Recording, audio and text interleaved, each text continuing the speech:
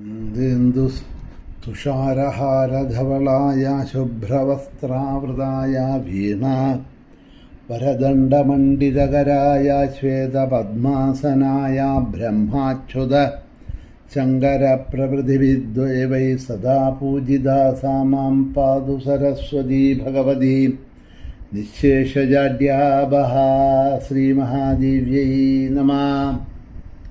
സുപ്രഭാതം, ശുഭദിനം. എല്ലാ ധന്യാത്മാക്കൾക്കും പുലർകാല വന്ദനം. ശ്രീമദ് ദേവി ഭാഗവത നിത്യപാരായണ പരമ്പരയുടെ ഇന്നത്തെ യജ്ഞവേദിയിലേക്ക്, സത്സംഗത്തിലേക്ക് എല്ലാ ധന്യാത്മാക്കൾക്കും സുസ്വാഗതം. ദേവി ഭാഗവതം നവമസ്കന്ധത്തിലെ 4-ാമത്തെ അധ്യായം, സരസ്വതി പൂജാ വിധികൾ. നാരദ മഹർഷിക്ക് നാരായണ ഋഷികൾ ഉപദേശം ചെയ്യുന്ന ഭാഗങ്ങൾ.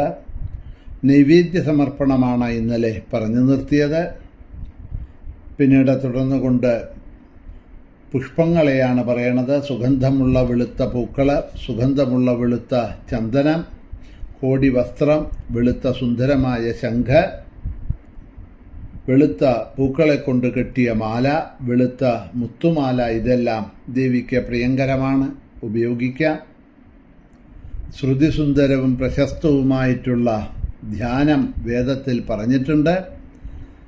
ആ ധ്യാനം കേൾക്കാം, ഞാൻ പറയാം. അത് കേട്ടാൽ സകല അജ്ഞാനവും നശിക്കും. ശുക്ലവർണ്ണയും സുസ്മിതയും സുമനോഹരയുമാണ് ആ സരസ്വതീ ദേവി. കോടിചന്ദ്രപ്രഭാമുഷ്ട പുഷ്ടശ്രീയുക്ത വിഗ്രഹ വന്യശുദ്ധാം ശുഗാധാനാം വീണാ പുസ്തകധാരിണീം രത്നസാരേന്ദ്ര നിർമ്മാണ നവഭൂഷണഭൂഷിതാം സുഭൂജിതാം സുരഗണേ ബ്രഹ്മ വിഷ്ണു ശിവാദിഭി വന്ദേ ഭക്ത്യാ വന്ദിതാം ജ മുനീന്ദ്രമനുമാനവൈ ഏവം ധ്യാത്വാ ജ മൂലേന സർവം ധത്വാ വിചക്ഷണ. കോടിചന്ദ്രന്മാരുടെ ശോഭ, അതിനെപ്പോലും അതിശയിപ്പിക്കുന്ന തക്കത്തിലുള്ള കാന്തിയാണ് ദേവിയുടെ സ്വരൂപം. വന്നി അഥവാ അഗ്നി പോലെ വിശുദ്ധമായ പട്ടുടുത്തിരിക്കണു.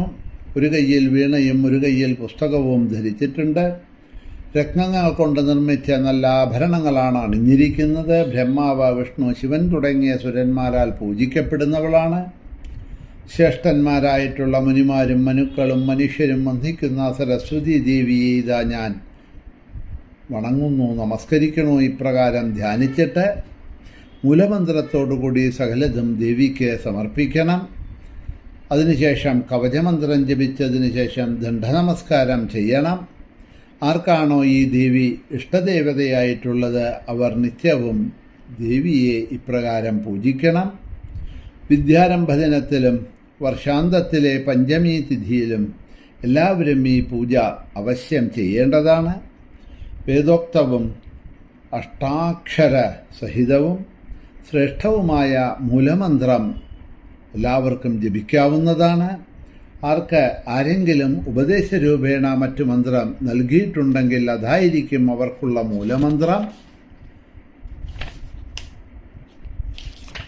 ചതുർത്ഥി അന്തമായിട്ടുള്ള സരസ്വതീ പദം, സരസ്വത്യൈ എന്ന് പറഞ്ഞത് അവസാനം വന്യജായ പദവും സ്വാഹ, ആദിയിൽ ലക്ഷ്മിയായും ശ്രീം ഹ്രീം, ഇതാണ് ആ മന്ത്രരൂപം. എന്താണ് ആ മന്ത്രം? ശ്രീം ഹ്രീം സരസ്വത്യൈ സ്വാഹ. ശ്രീം ഹ്രീം സരസ്വത്യൈ സ്വാഹ. ഈ മന്ത്രം കൽപ്പവൃക്ഷത്തിന് തുല്യമായിട്ടുള്ളതാണ്. പണ്ട് കൃപാനിധിയായിട്ടുള്ള നാരായണൻ വാൽമീകിക്ക് ഈ മന്ത്രം പുണ്യക്ഷേത്രമായ ഭാരതത്തിലെ ജാനവീ നദീ തീരത്ത് വെച്ച്, ഗംഗയുടെ, ജാനവീ നദി എന്ന് പറഞ്ഞാൽ ഗംഗയുടെ പേരാണ് ജാനവി, ജാനവീ നദീ തീരത്ത് വെച്ച് ഉപദേശിച്ചു. പുഷ്കര തീർത്ഥത്തിൽ വെച്ച് സൂര്യഗ്രഹണ പുണ്യസമയത്ത് ഭൃഗുമഹർഷി ശുക്രനും ഈ മന്ത്രം ഉപദേശിച്ചു കൊടുത്തിട്ടുണ്ട്. ചന്ദ്രഗ്രഹണ സമയത്ത് മരീചി മഹർഷി ദേവഗുരുവായ ബൃഹസ്പതിക്ക് ഈ മന്ത്രം പിന്നീട് ഉപദേശിച്ചു കൊടുക്കുകയുണ്ടായി. ബദരികാശ്രമത്തിൽ വെച്ച് ബ്രഹ്മദേവനാണ് സന്തുഷ്ടനായി ഭൃഗുവനായി ഈ മന്ത്രം ഉപദേശിച്ചു കൊടുത്തത്. ക്ഷീരോദത്തിനടുത്ത് വെച്ച് ജരത്കാരു ആസ്തികന് ഉപദേശിച്ചു കൊടുത്തു. വിഭാണ്ഡൻ ഇത് സുമേരുവിൽ വെച്ച് ബുദ്ധിമാനായ ഋഷ്യശൃംഖന് ഉപദേശിച്ചു കൊടുത്തിട്ടുണ്ട്. ശിവൻ കണാദനും ഗൗതമനും ഈ മന്ത്രം സസന്തോഷം ഉപദേശിച്ചു കൊടുത്തിട്ടുണ്ട്. സൂര്യദേവൻ യാജ്ഞവൽക്യനും കാത്യായനനും ഈ മന്ത്രത്തിനെ തന്നെ ഉപദേശിച്ചു കൊടുത്തിട്ടുണ്ട്. ശേഷൻ പാണിനിക്കും ബുദ്ധിമാനായ ഭാരദ്വാജനും സുതലത്തിൽ മഹാബലിയുടെ സദസ്സിൽ വെച്ച് ശാകടായനനും ഉപദേശിച്ചു കൊടുത്തിട്ടുണ്ട്. ഇത് 4 ലക്ഷം ജപിക്കുന്നത് കൊണ്ട് മനുഷ്യർക്ക് ഈ മന്ത്രത്തിൻ്റെ ശുദ്ധി ഉണ്ടാകും. അപ്പോൾ എത്ര പ്രാവശ്യം ജപിക്കണം? ശ്രദ്ധാഭക്തിയോടുകൂടി ശ്രീം ഹ്രീം സരസ്വത്യേ നമഃ എന്ന് 4 ലക്ഷം ഒരു ഇരിപ്പിൽ ജപിക്കുക. അപ്പോൾ ഈ മന്ത്രസിദ്ധി ഉണ്ടാകും. ആ മന്ത്രസിദ്ധി ഉണ്ടായാലോ എന്താ ഗുണം?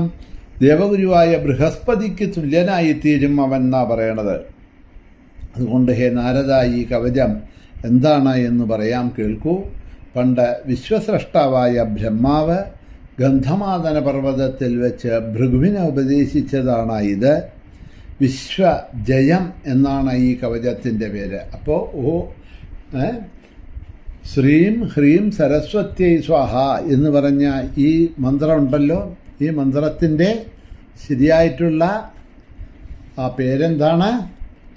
വിശ്വജയം എന്നാണ് ഈ മന്ത്രത്തിൻ്റെ പേര്, ഈ കവചത്തിൻ്റെ പേര്. ഇതൊരു കവചമാണ്. കവചം എന്ന് പറഞ്ഞാൽ നമ്മളെ രക്ഷിക്കുന്നത് എന്നർത്ഥം, അല്ലേ? എല്ലാ ദുഃഖങ്ങളിൽ നിന്നും എല്ലാ ആപത്തുകളിൽ നിന്നും രക്ഷിക്കുന്നതാണ് എന്നർത്ഥം. അങ്ങനെ ഈ വിശ്വജയം എന്നാണ് ഈ കവചത്തിൻ്റെ പേര്.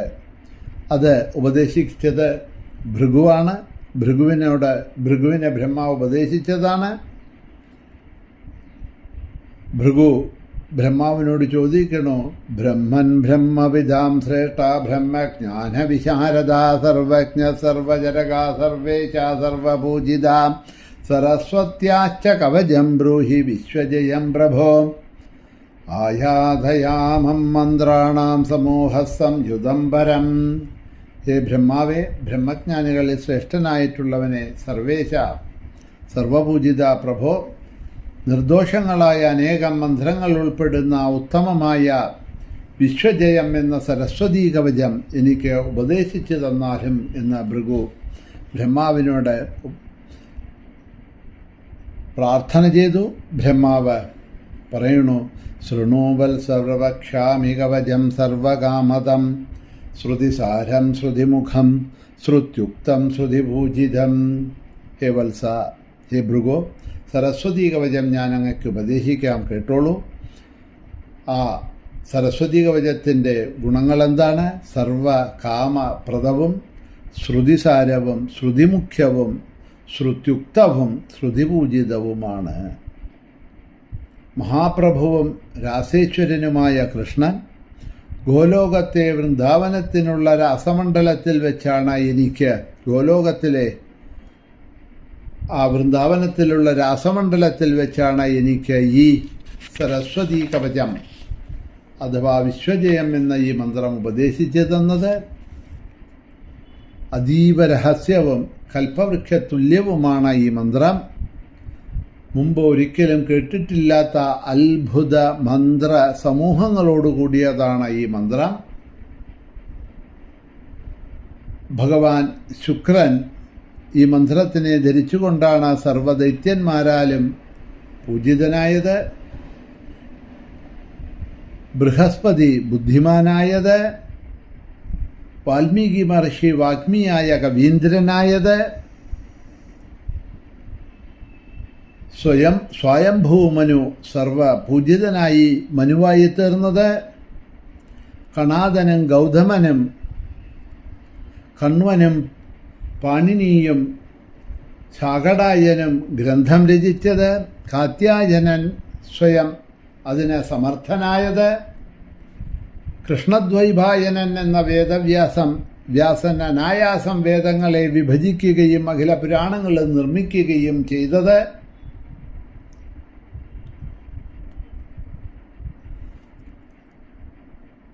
ശാതതപനും സംവർത്തനും വസിഷ്ഠനും പരാശരനും യാജ്ഞവൽക്യനും ഗ്രന്ഥം രചിക്കാൻ അവർക്കെല്ലാം കഴിഞ്ഞത്, ഋഷ്യശൃംഖനും ഭരദ്വാജനും ആസ്തികനും അതുപോലെ ദേവലനും ജൈഗീഷ്യവ്യനും യയാദിക്കും സർവത്ര പൂജിതരായത്. ഈ കവചത്തിൻ്റെ